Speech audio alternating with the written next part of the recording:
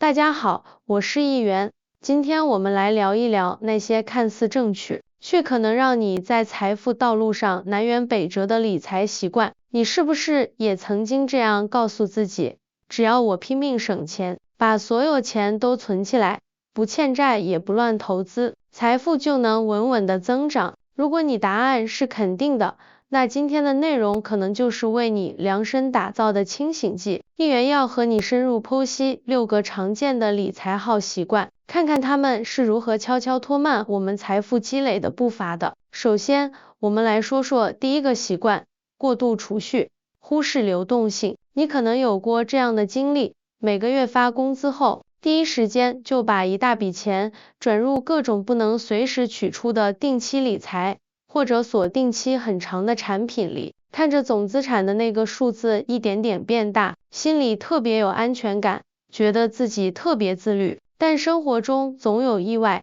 比如突然的医疗开支、家庭的紧急状况，或者一个绝佳的短期投资机会出现时，你就傻眼了，钱都被锁住了，提前取出损失巨大，最后可能不得不求助于高成本的借贷。这种操作，议员称之为慢性财务窒息。它错在哪里？错在牺牲了资金的流动性和灵活性。健康的理财体系就像一个健康的身体，需要血液循环通畅。我们需要预留出一部分活钱，也就是应急资金，通常建议是足够覆盖3到6个月的生活总开支。这笔钱要放在相对灵活、能随时动用的地方，比如活期存款或者货币基金里。它不是用来博取高收益的，而是给我们底气应对突发状况，避免在关键时刻被迫中断长期投资或者承担不必要的损失。所以，议员建议大家，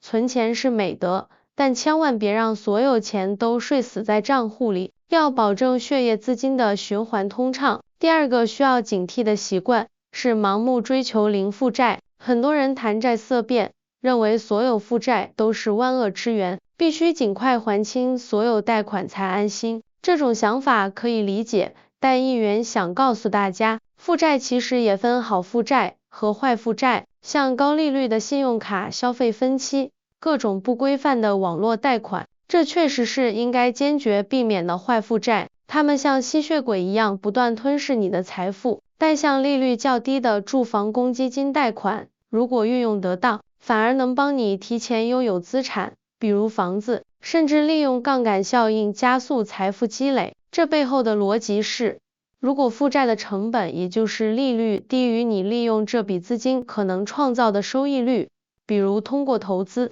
那么这笔负债就可能成为好负债。富人的思维往往是巧妙利用良性负债来撬动更大资产，而普通人有时会因恐惧而放弃这种工具。议员不是鼓励大家盲目借钱，而是要学会区分，理性看待负债，利用好那些成本低、能产生长期正面价值的杠杆。第三个习惯可能更普遍，那就是忽视通胀，只存不投。听起来是不是有点矛盾？储蓄当然是理财的基石，是安全感的重要来源。但如果你把所有的积蓄都放在活期账户或者低利率的定期存款里，以为这样就绝对安全，那可能正在面临一个更隐蔽的风险——通货膨胀。通货膨胀会悄无声息地侵蚀你现金的实际购买力。举个例子，假设银行1年期定期的利率是 3%， 但如果每年的物价上涨幅度是 3.5%， 那么你的钱存1年后，实际购买力反而下降了 0.5%。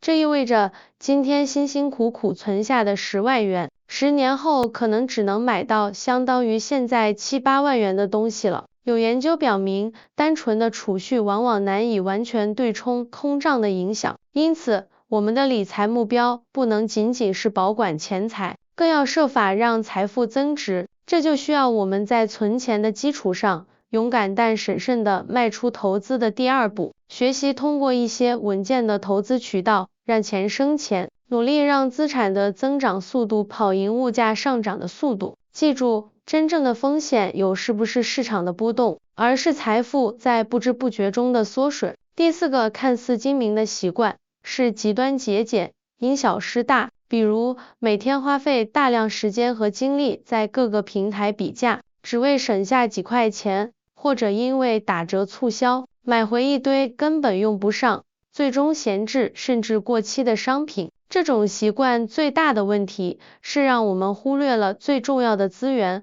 我们的时间和精力。议员一直认为时间才是最昂贵、无法再生的货币。你把本可以用来学习新技能、提升自我、拓展人脉、陪伴家人，甚至是好好休息的时间，过度消耗在追逐微小的价差上，从长远看，可能是非常不划算的。真正的智慧不在于省下每一分钱，而在于将资源投入到能产生更大长期价值的地方。正如一些理财观念所指出的，吃不穷喝不穷，算计不到就受穷。这里的算计更多指的是有远见的规划和资源分配，而不是局限于眼前的锱铢必较。我们需要衡量的是，节省下来的那点钱是否值得付出相应的时间成本和机会成本。第5个习惯，议员称之为无效预算与虚假自律。很多人做预算表时非常认真，表格做得漂漂亮亮，但预算往往只覆盖了房租、水电、餐饮等大项开支，结果月底一对账，发现实际支出远超预算，钱都不知道花到哪里去了。这些神秘消失的钱，通常就隐藏在那些零散的、不经意的小开销里，下午的一杯奶茶，深夜刷直播时的冲动下单，图方便叫的外卖，偶尔的打车费。